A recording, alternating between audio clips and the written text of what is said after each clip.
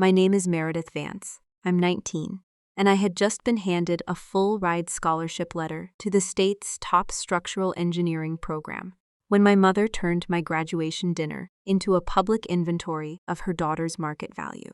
We were standing inside the private event hall. My family's construction firm, Vance Building Group, rented every June for the Client Appreciation Gala, a night my mother had quietly merged with my graduation so she wouldn't have to host two parties. 40 of my father's biggest contractors and investors sat at round tables, draped in white linen. Forks paused mid-bite when my mother tapped a champagne glass with a butter knife and stood. Everyone, my oldest daughter, Meredith, just got into engineering school, she announced, her smile aimed at the room instead of at me. Smart as a whip, this one. Thank God, because looks clearly skipped her generation on my side. A ripple of laughter went through the tables. Not everyone laughed, enough people did. Then she reached for my younger sister, Paige, 17, in a blush pink dress, and pulled her into the light beside her. Now this one, my mother said, adjusting the strap on Paige's shoulder like she was staging a photograph. This one got the face. Balance, you see. God gives every family a trade-off. My father, Harold Vance, owner of the company, sat 2 seats down studying his wine glass like it contained a structural flaw he needed to calculate. 3 of his junior project managers lifted their phones. Someone was recording. I stood beneath a banner with my own name stitched across it. Congratulations, Meredith, while the room I was supposedly being celebrated in treated me like the punchline printed underneath it. Have you ever been handed a banner with your name on it, on the one night that was supposed to be yours, and felt like a footnote instead of the headline? Tell me in the comments, because what happened after that toast is the reason I'm sitting here 12 years later with a folder that's about to end a wedding. I didn't cry. I want to be clear about that, because for years people assumed I ran to the bathroom and sobbed. I didn't. I felt something colder settle into my chest, the same feeling I'd later learned to recognize on job sites when a beam is holding weight it was never rated for. Something about to fail quietly from the inside. I walked to the coat check, retrieved my jacket, and stopped at the small office behind the kitchen where my father kept the petty cash lockbox, not to steal from it, but because that's where I'd left my backpack. Inside was an envelope with everything I'd saved from 2 years of drafting part-time for a local engineering firm after school. $355. I counted it twice at that little desk under a bare bulb while the party laughed on the other side of the wall. I took my house key off my ring and set it on top of the guest book by the door, next to a card my mother had signed with nothing but her name. No message. Not even congratulations. Just Diane Vance, in the same handwriting she used to sign inspection waivers she hadn't actually read. I left before they cut the cake shaped like a hard hat, her idea of a joke, since Meredith likes construction so much now. By the time anyone noticed I was gone, I was 3 blocks away, walking toward the Greyhound station in downtown Phoenix with $355, 1 duffel bag, and no plan beyond putting enough miles between us that she couldn't talk me out of it before sunrise. They told everyone I was being dramatic, that I'd always been sensitive. Within a month, my name stopped coming up at family dinners at all. My father didn't call. Paige didn't call. My mother didn't call. I found out later. She told relatives I'd run off with some boy, which was funny, because the only thing I ran off with was a savings envelope and a scholarship letter. She never once congratulated me on out loud. If you've ever been the smart one in a family that only rewarded being the pretty one, you already know exactly the math I'm talking about. Drop a comment if you've done that math too. I want to know how many of us are out here. The bus ticket from Phoenix to Denver cost $61. I chose Denver because a girl from my drafting internship had mentioned a state university with a strong civil and structural engineering program and in-state tuition rates for transfer residents after a year. I had $294 left and an admissions office that wouldn't open for another 11 hours. I spent that first night on a bench inside the Denver bus terminal, my duffel bag as a pillow, pretending to be waiting for a connecting bus that didn't exist. By morning, I'd learned 2 things about being alone in a new city with less than $300. Nobody looks twice at you if you look busy, and everybody looks twice at you if you look lost. I made myself look busy. I found a laundromat with a help wanted sign taped inside the window, not for laundry, but for a permit runner job at a small structural engineering and inspection firm. 2 doors down, whose owner apparently posted odd notices, wherever he thought a hungry 20-year-old might wander.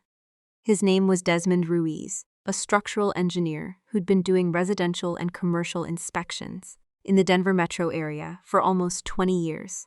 He needed someone to run permits between city offices, organize blueprint archives, and sit in on inspections to log defect notes. I told him I had experience. My only real qualification was that I'd spent 2 years drafting for free, just to be near people who understood load calculations better than my own family understood me. He hired me on the spot. Mostly, he told me years later, because I answered every question about tension and compression correctly, and because I looked like someone who needed the job more than she needed to impress him. That office became my refuge, the way some people find refuge in churches. It smelled like blueprint ink, drywall dust, and the burnt coffee Desmond kept on all day. Nobody there cared what I looked like next to my sister. They cared whether I logged the right violation code, whether I double-checked a contractor's rebar spacing against the city's minimum spec, whether I showed up on time. For the first time in my life, my value was measured in accuracy, not appearance. I rented a room from a woman named Talia Brooks, a 26-year-old ICU nurse, whose last roommate had skipped out owing 3 months' rent. Talia didn't save me with some tender speech. She gave me 7 days to produce my share of the deposit, and told me flatly not to touch the leftovers with her initials on the container. Her bluntness is what made me trust her. People who tell you the truth about small things tend to tell you the truth about big things too. On my 5th night in that apartment, my mother called from a number I didn't recognize. Talia answered because I was in the shower. I walked into the kitchen just in time to hear my mother's voice through the speaker say, "Tell Meredith that running off doesn't fix what she looks like in photographs." Talia didn't miss a beat. She said, "Is this a bad night for you? Or are you always like this?" Then she hung up before my mother could answer. I stood in that kitchen shaking. Not because I believed a single word my mother said, but because I finally heard, out loud in front of a witness, exactly how easily she rewrote me into a villain for strangers on the phone. Talia handed me a notebook from the junk drawer and told me to write down the date, the number, and the exact words. "People who lie that smoothly," she said, "are counting on nobody keeping receipts." I didn't know it yet, but that sentence would become the entire foundation of the career, and the reckoning that came next. If you're still with me, comment the word receipts below, because that habit, writing down dates, numbers, exact words, is the single thing that saved my life 12 years later at my sister's wedding. What my mother did to my name while I was 3 states away wasn't cruelty, it was fraud, and I had spent a decade training to catch exactly that kind of thing on paper. I studied structural engineering by day, worked permit inspections by night, and slowly, without meaning to, became someone who could look at a signature, a stamp, or a set of drawings and know within seconds whether they were telling the truth. My mother had spent 18 years teaching me that appearances decided your worth. Desmond's office taught me the opposite. A beautiful set of blueprints could be hiding a collapse waiting to happen, and an ugly, coffee-stained inspection report could be the only honest document in the entire file. By 22, I didn't want to be called pretty anymore. I wanted to be the person nobody could lie to on paper and get away with it. I had no idea that 12 years later, a set of forged signatures with my name on them would show up on my desk, tied to a permit application for the very building where my sister was about to get married. And that the man standing at the altar, reviewing the loan behind it, would be the one to ask the question that ended everything. That's chapter 2. If you want to know what my mother did with my name while I was gone, and what the arithmetic really meant once I stopped needing her approval, stay for the next part, and tell me in the comments what you think she used my name for. I promise you, most of you won't guess it. 3 years into working for Desmond, I sat for the Fundamentals of Engineering exam in a windowless testing center in Aurora, Colorado, sharing a bag of pretzels with Talia in the parking lot afterward, because neither of us had money for a real celebration. I passed.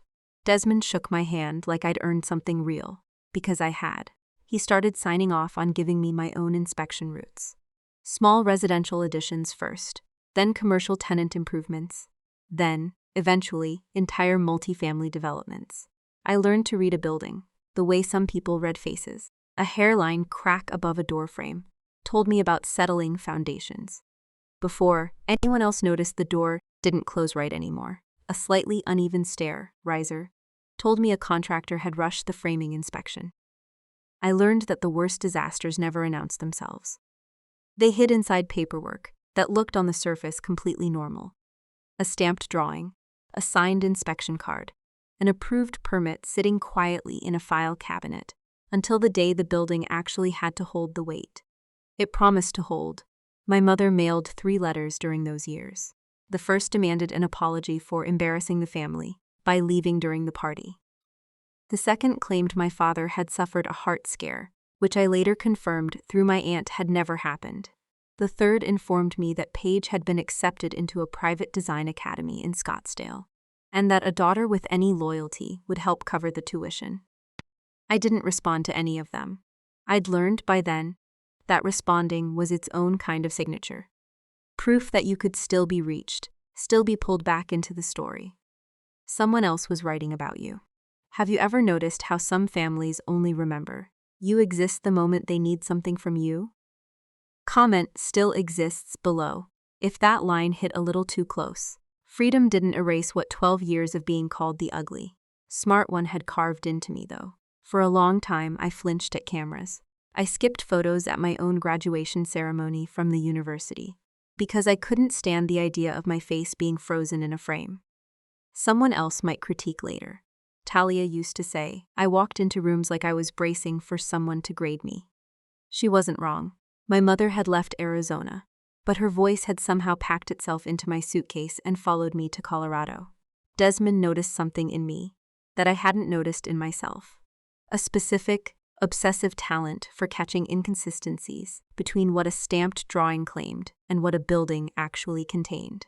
He nudged me toward a specialty most engineers avoided because it was tedious and unglamorous: forensic structural investigation, reviewing old permits after something went wrong, comparing signatures, stamp impressions, and revision dates to figure out where, exactly, in a long chain of approvals, someone had cut a corner that later caused a wall to crack or a balcony to fail. I studied signature pressure the way handwriting analysts do. A confident engineer presses hard and consistent.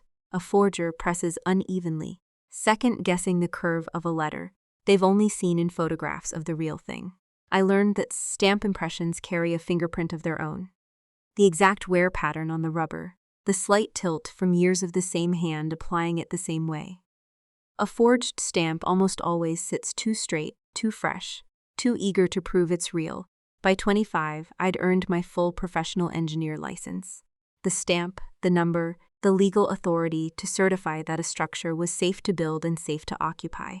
Getting that number felt like getting my name back after years of it, belonging to whatever version of me my mother had been telling people about. At dinner parties I wasn't invited to. I joined a structural forensics firm in Denver that consulted for insurance companies, municipalities, and law firms handling construction defect litigation.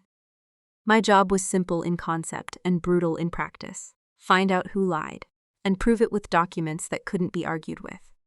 I loved it in a way I never expected to love anything. Every case gave me something my childhood never had. Facts that didn't bend depending on who was loudest in the room. Talia moved across town after marrying a paramedic named Rourke, but she stayed the first person I called whenever a case unsettled me or a letter slipped through from Arizona. My father sent birthday cards with no return address, like he wanted me to know he remembered without having to actually be found. Paige occasionally sent a follow request on social media, then deleted it before I could respond, like she was testing whether the door was locked without actually trying the handle. My mother stayed publicly quiet, but relatives told me she'd rewritten my departure into a tragedy where she was the wounded party, that I'd left out of jealousy over Paige, shame about the family business, and an inflated ego that couldn't accept guidance. She apparently told people the graduation video had been taken out of context. I thought about posting it myself more than once. I never did. Revenge built on someone else's humiliation would have made me exactly like her. Instead, I built something she couldn't narrate for me. If you've ever had a parent rewrite your own story and tell it to people who'll never hear your side, you already know how heavy that silence gets. Tell me in the comments. Did you ever get the chance to correct the record, or are you still carrying it? Around this time, I met Julian Ford, an architect who worked with our firm on several joint reviews. He didn't call me pretty on our first coffee meeting. He called me annoyingly thorough after I caught a load calculation error in his own drawings that 3 other engineers had missed. Somehow, from him, that landed harder than any compliment ever had. I told him about my family slowly, in pieces. Never the whole thing at once. He never once pushed me to reconcile. He only asked every so often whether the distance gave me peace or just postponed a conversation I hadn't finished having with myself. The honest answer changed, depending on the week. Then, 8 years after I left that banquet hall in Phoenix, a case landed on my desk that stopped me cold. Our firm had been retained by an insurance carrier investigating a partial balcony collapse at a mixed-use retail and event space outside Scottsdale, a building undergoing a major renovation to convert its second floor into a private event venue. Nobody was seriously hurt, but the carrier wanted to know why a structure that had passed final inspection 18 months earlier was now failing under a fraction of its rated load. I pulled the permit history. The project name meant nothing to me at first. Ridgeline Hall Renovation, filed under a holding company called Sable Crest Holdings, LLC. Then I pulled the site address and my stomach dropped through the floor. It was the same event hall my family had rented every June for the client appreciation gala, the same hall where I'd stood under a banner with my name on it, while my mother ranked her daughter Ress by appearance in front of 40 guests. The permit file listed the responsible engineer of record for the structural retrofit as M. Vance, P.E., license number 0417CO. My number, from a state I hadn't lived in for 8 years, on a project 3 states away, that I had never once been contracted to review. The stamp on the drawings was close. Close enough to fool a city plan checker, moving fast through a stack of applications. Not close enough to fool me. The pressure was wrong. The tilt was wrong. Someone had photographed my actual stamp, probably from an old document I'd signed years earlier for a family friend's garage edition, back before I'd left, and reproduced it digitally, badly, onto drawings for a commercial renovation I had never seen, never calculated, and never approved. My mother hadn't just erased me from the family story. She'd resurrected my name, years later, the moment it became useful to her, stamped onto structural drawings for a building where, in a horrible twist I couldn't yet fully process, my sister was now planning to get married. I sat in my office long after everyone else had gone home, the fluorescent lights humming the same way they had in that Denver bus terminal 8 years earlier. And I understood, with total clarity, that this wasn't a case I could work. I flagged the conflict of interest to my managing partner within the hour and requested a full recusal. But before I handed the file over, I made 3 copies. One for my attorney, one for myself, and one I kept sealed in a drawer at home, because I already knew, the way you know a beam is about to fail before it actually does, that this was not the last time I'd see my own name stamped on something I never touched. 2 weeks later, an invitation arrived at my office. Cream cardstock, my name handwritten on the front, no personal note inside. My sister Paige was getting married, at Ridgeline Hall, the same building, the same falsified permits, holding up the very floor where 200 guests would soon be standing to watch her walk down the aisle. If you think you know what I found when I finally pulled every permit connected to that address, comment your guess below, because in Chapter 3, the arithmetic finally adds up, and it's worse than forgery. It's a building my own family was willing to let people stand inside, knowing exactly what my stolen name was covering up. I spent the 2 weeks after the invitation arrived doing something I'd trained a decade to do. I stopped feeling and started calculating. That's the shift. Nobody warns you about when you leave a family like mine. For years, every interaction with my mother registered as an emotional event. A wound, a slight, a thing to survive. But sitting in my office with the Ridgeline Hall, Permit files spread across my desk. I noticed the feeling had changed shape entirely. I wasn't hurt anymore. I was auditing. And an audit doesn't care how you feel. It only cares what the numbers show. So I ran the numbers. Because of the conflict of interest, I couldn't touch the insurance case professionally. But nothing stopped me, as a private citizen whose license had been fraudulently used, from requesting my own records. I filed a complaint with the State Engineering Board, reporting unauthorized use of my PE stamp. I pulled every permit in Maricopa County filed under Sable Crestas Holdings LLC, going back 6 years. I requested certified copies from the city archive, the same kind of archive. I used to run permits through for Desmond when I was 20 years old with $294 to my name. What I found wasn't one forged stamp. It was a pattern, 18 months after I left Phoenix. Sable Crest Holdings, a company I eventually traced back to my father through 2 layers of LLCs, a structure specifically built to keep his name off public-facing documents. Began using my engineering credentials to fast-track structural sign-offs on renovation projects. The family business couldn't otherwise afford to hire out. A parking structure retrofit. A second-floor addition to a strip mall. And 18 months before the balcony failure. The Ridgeline Hall renovation itself, converting a load-bearing storage mezzanine into an open second-floor event space, rated for 200 standing guests. Every single one of those approvals moved faster and cheaper than it should have, because a plan checker somewhere saw a licensed PE stamp and didn't dig deeper. My mother hadn't just used my identity once out of desperation.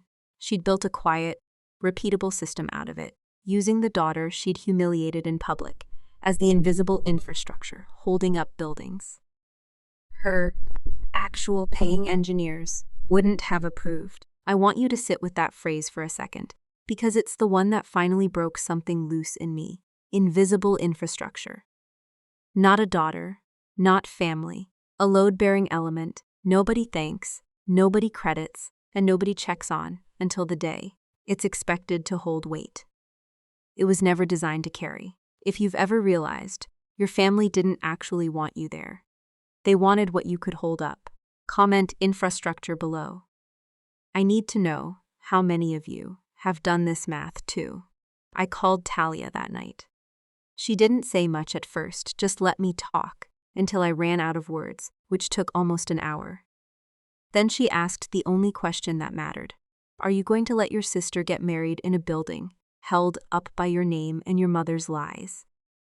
I didn't have an answer yet, because the thing about arithmetic is, once you start doing it honestly, you can't stop at the first number. I kept pulling threads. The balcony collapse case I'd been recused from wasn't isolated bad luck.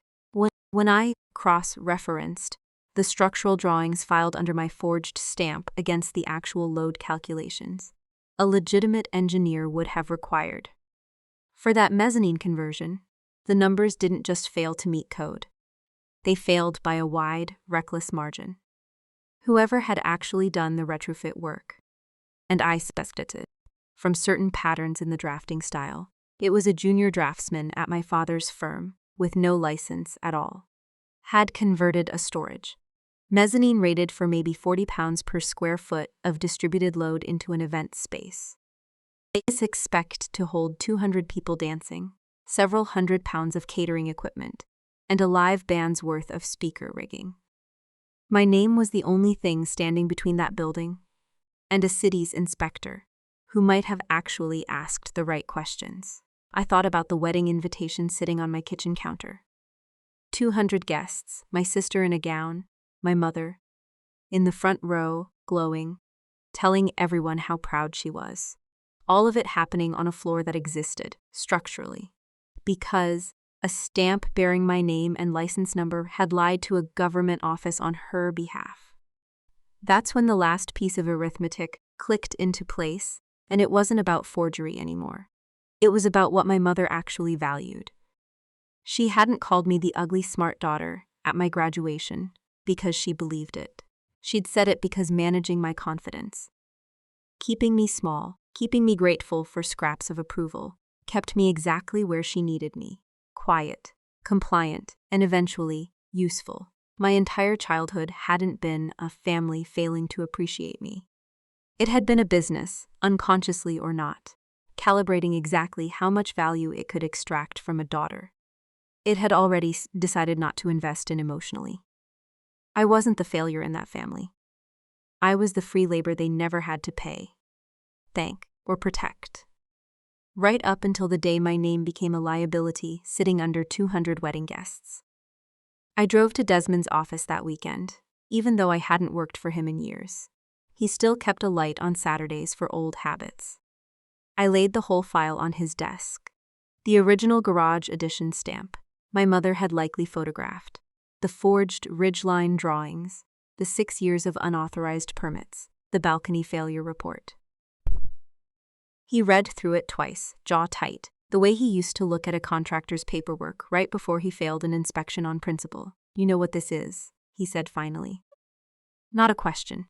Fraud," I said. "Structural fraud, with 200 people about to stand on top of it, and your name's the one going to prison for it, if nobody stops that wedding," he said. "Not hers, yours. It's your stamp on the drawings." That single sentence rearranged everything. I had spent 8 years treating this as a family betrayal to grieve quietly and move past, the way I'd moved past the graduation toast, the missing letters, the silence. But this wasn't a wound anymore. It was liability.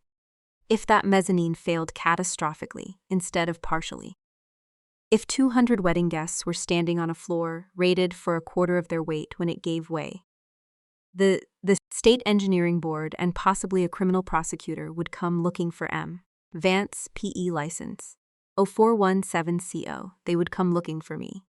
My mother hadn't just stolen my name to save money. She'd built a version of my future where I could go to prison for a building I'd never once set foot inside as an adult.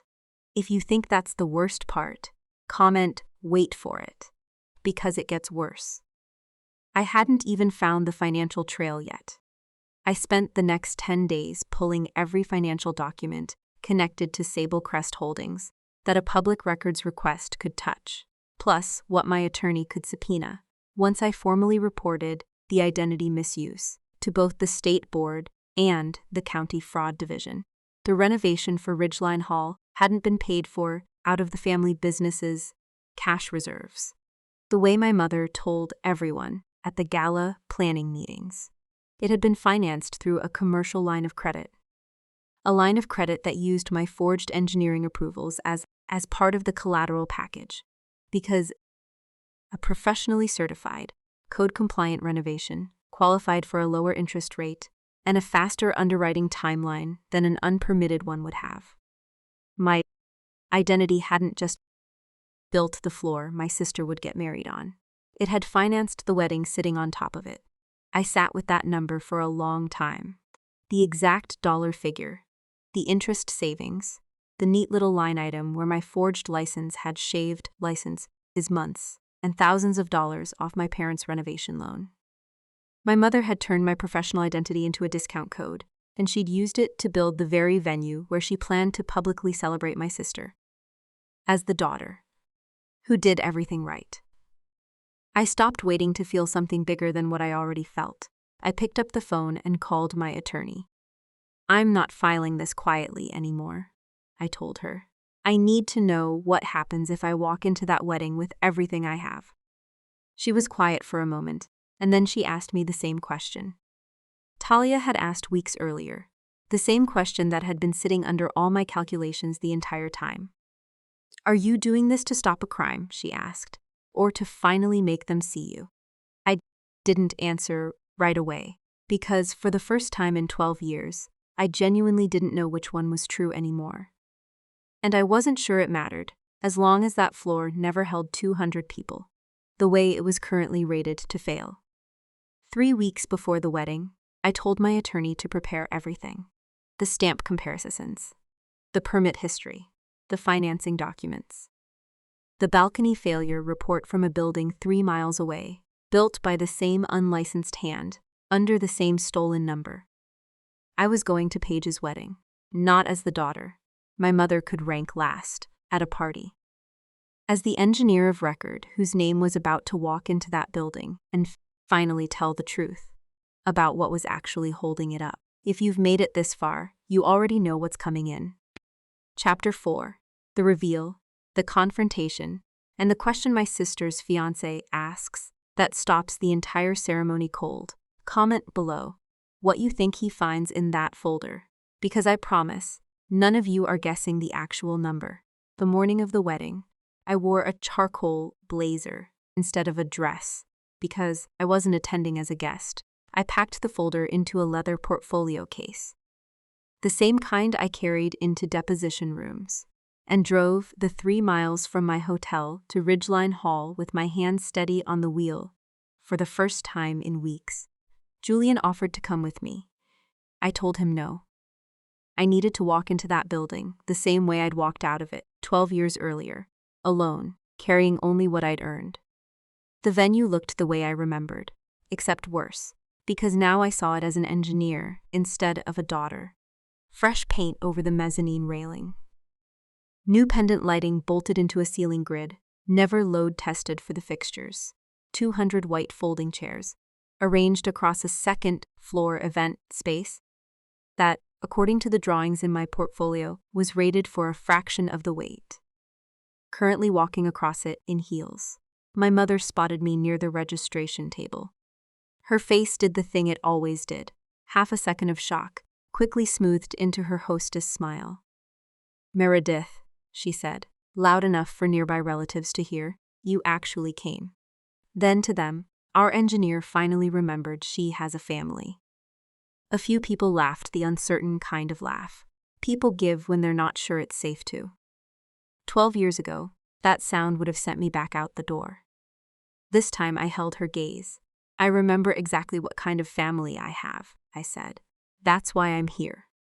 Something flickered behind her eyes, not recognition yet, but the first crack of someone noticing a fracture she couldn't place. My father found me by the bar, thinner than I remembered. He hugged me without asking. I stepped back and asked him directly whether he knew whose license was stamped on the floor we were standing on. He didn't answer. He looked past me toward the mezzanine railing, and the silence told me everything his mouth wouldn't. Paige arrived in her gown, surrounded by bridesmaids and a photographer.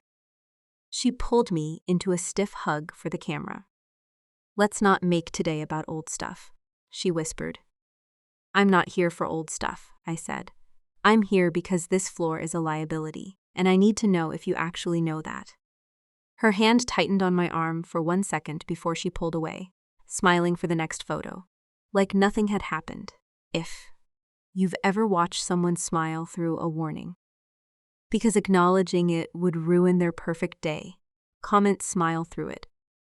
Because 20 minutes later, nobody in that room was smiling anymore.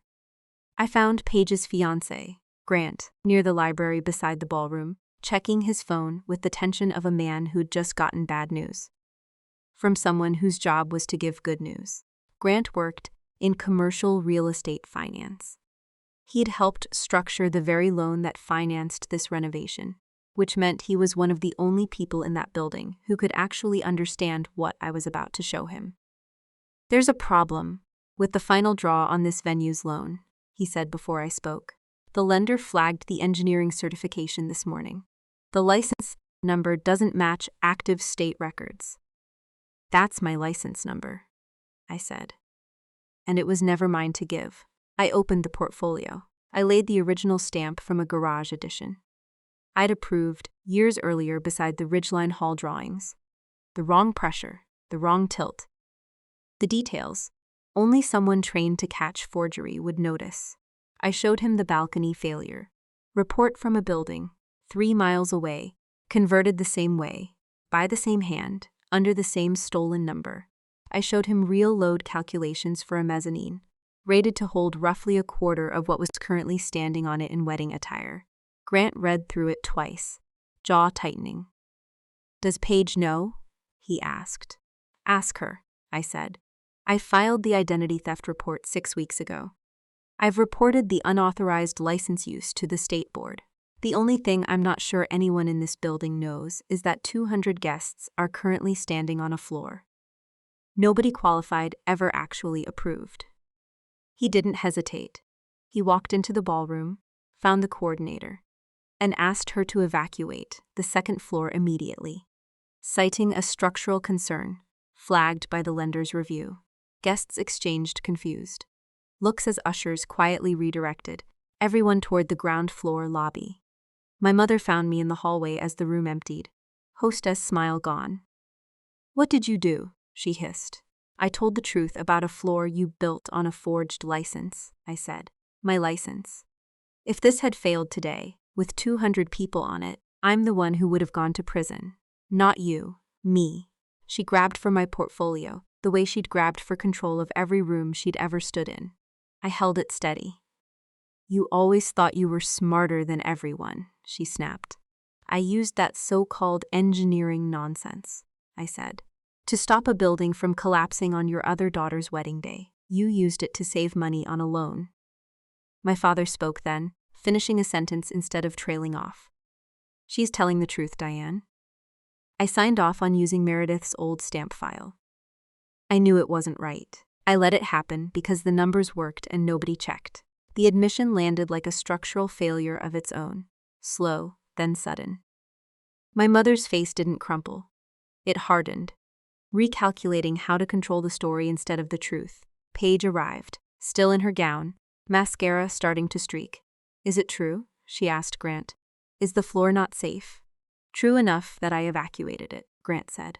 "And true enough that your sister could have gone to prison for a building she's never touched as an adult, because your parents used her name for 6 years, without telling her." Paige turned to me, and for one raw second, I saw past the bride, into someone who looked as cornered as I'd felt walking out of that same building 12 years earlier. "I didn't know it was this bad," she said. "I knew Mom cut corners. I didn't know she used your actual name." "Would it have mattered?" I asked. "If I hadn't shown up today?" She answered. That was answer enough. If you've ever wondered whether the people who hurt you would have told you the truth without getting caught, comment "no" below. Because most of us already know. The wedding didn't happen that day. Grant didn't call it off out of anger at Paige. He refused to marry her inside a building his own judgment told him was unsafe, financed through fraud. His sister-in-law had risked her freedom to expose.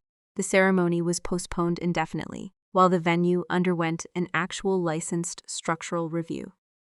The state board opened a formal investigation into the unauthorized use of my license, because I'd reported it myself, months earlier, and recused myself.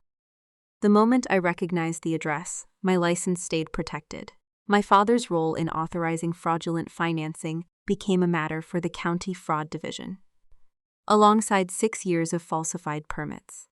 My mother, whose name never appeared on a single stamped document because she never needed her own name, when mine was available, faced financial penalties tied to the loan fraud, along with the unraveling of Vance Building Group's reputation across every city where it had filed.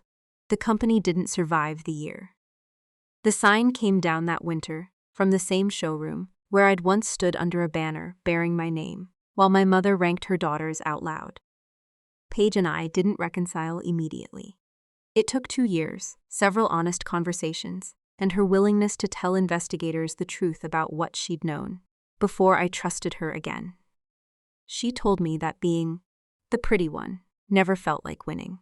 It felt like being kept, groomed for a role that only mattered as long as she performed it. My mother had extracted different resources from each of us, her compliance and my competence, and called both of them love. My father and I speak now, carefully, built on small honest actions, instead of big apologies. My mother and I don't speak at all. Some structures, once you understand how compromised the foundation is, aren't worth reinforcing. You stop standing on them and let the people who built them decide whether to rebuild honestly, without you underneath holding weight you never agreed to carry. I kept my name. Meredith Vance, P.E. My mother tried to make it disposable, something to stamp onto whatever she needed and erase. When inconvenient, using it every day now, on drawings that actually get checked and actually protect the people standing inside them, became its own answer, and to everything she said at that graduation dinner. Here's what 12 years and one forged stamp taught me. Love is supposed to hold weight evenly, honestly, without secretly borrowing strength from the one person nobody thought to check on. The moment you realize you're not being cared for, but used as load-bearing infrastructure for someone else's image. That's not something you fix by trying harder. That's a design flaw, and design flaws don't improve with time. They get worse until something finally gives. You don't owe anyone your silence just because they share your last name. Real family checks the foundation before asking you to carry weight. They don't wait until the floor is full of people to find out if it was ever safe. If this hit something in you, if you've ever felt like infrastructure instead of family, tell me in the comments. And if you want more stories with like Meredith's, hit subscribe right here on Shadow Drama Stories.